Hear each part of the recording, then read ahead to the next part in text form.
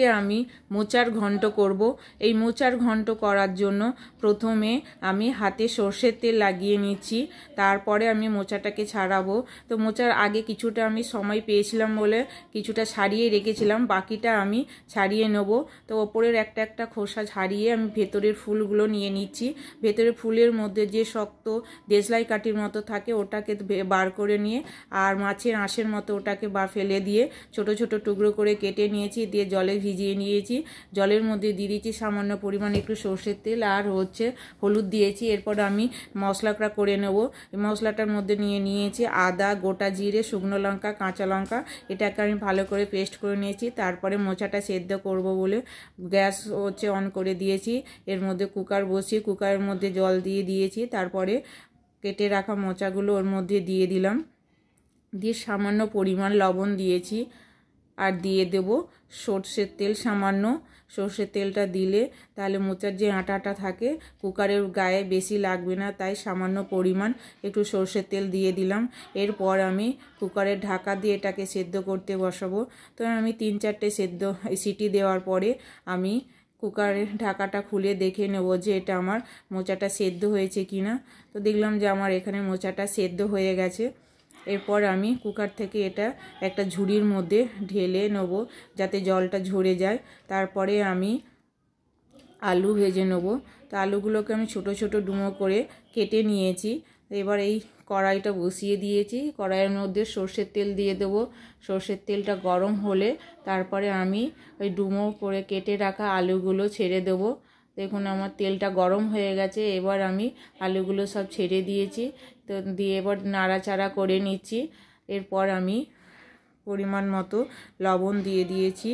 লবণ দেওয়ার পর আর একটু নাড়াচাড়া করে নিচ্ছি। আলুগুলোকে আমি একটু লাল লাল করে ভেজে নেব। তো আলুগুলো আমার এখানে ভাজা হয়ে গেছে। এবার আলুগুলো সব তুলে নিয়েছি, একটা পাত্রে রেখে দিয়েছি। তারপর ওই কড়াইতে আবার সর্ষের তেল দিয়ে তেলটা গরম হলে এর মধ্যে আমি ফোড়ন দিয়ে দেব। তো ফোড়নের মধ্যে আমি দিয়ে দেবো শুকনো লঙ্কা, তারপরে দিয়ে দেবো তেজপাতা দুটো, তারপরে দেবো গোটা জিরে আর দিয়ে দেব গোটা গরম মশলা। এগুলো একটু লাল লাল হয়ে গেলে দিয়ে দেবো সামান্য একটু চিনি।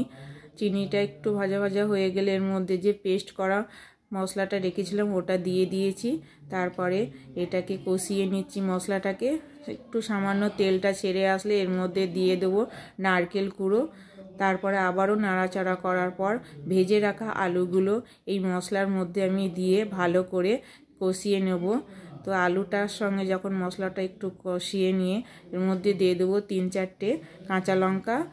তারপরে দিয়ে দিচ্ছি পরিমাণ মতো লবণ,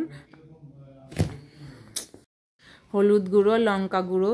দেওয়ার পরে সামান্য একটু জল দিয়ে এটাকে নাড়াচাড়া করে ভালো করে কষিয়ে নেওয়ার পরে মশলাটাকে এর মধ্যে আমি দিয়ে দিচ্ছি সেদ্ধ করে রাখা ছোলা আর দিয়ে দিচ্ছি সেদ্ধ করে রাখা মোচাটাকে দিয়ে ভালো করে এটাকে আমাকে মিশিয়ে দিতে হবে মশলাটার সঙ্গে।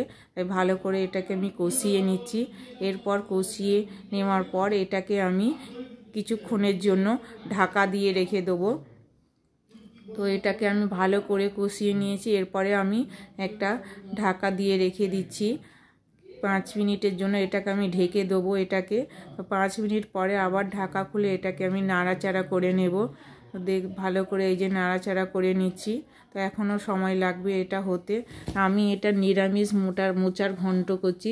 যদি আপনাদের মনে হয় যে এতে একটু চিংড়ি মাছ দেব তাহলে একই সেমভাবেই করবেন। শুধু চিংড়ি মাছটাকে ভেজে নিয়ে আর দিয়ে ফোড়নে একটু রসুন শুধু বাটা দেবেন, তাহলেই চিংড়ি মাছ দিয়েও আপনারা মোচাটা করতে পারেন। তাই আমি দিয়ে দিলাম গরম মশলা। শিলে বেটে নিয়েছিলাম গরম মশলাটাকে, সেটা আমি দিয়ে একটু নাড়াচাড়া করে নিচ্ছি। দিয়ে আবারও কিছুক্ষণের জন্য আমি এটাকে ঢেকে রেখে দেবো। তারপরে আবার ঢাকা খুলে এটাকে আমি নেড়ে চেড়ে দেখব যে এটা আমার হয়েছে কিনা। তো আমার এখনও একটু সময় লাগবে এটা হতে। তার জন্য আমি আবারও নাড়াচাড়া করে নিচ্ছি।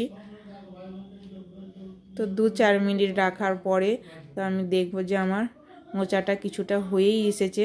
এবার আমি এর মধ্যে দিয়ে দেবো আর একটু নারকেল কুড়ো। নারকেল কোড়োটা দেওয়ার পরে ভালো করে মিশিয়ে নেব। নারকেল কোড়োটার সঙ্গে মোচার সঙ্গে একসঙ্গে ভালো করে নাড়াচাড়া করে এটাকে আমি মিশিয়ে নেব।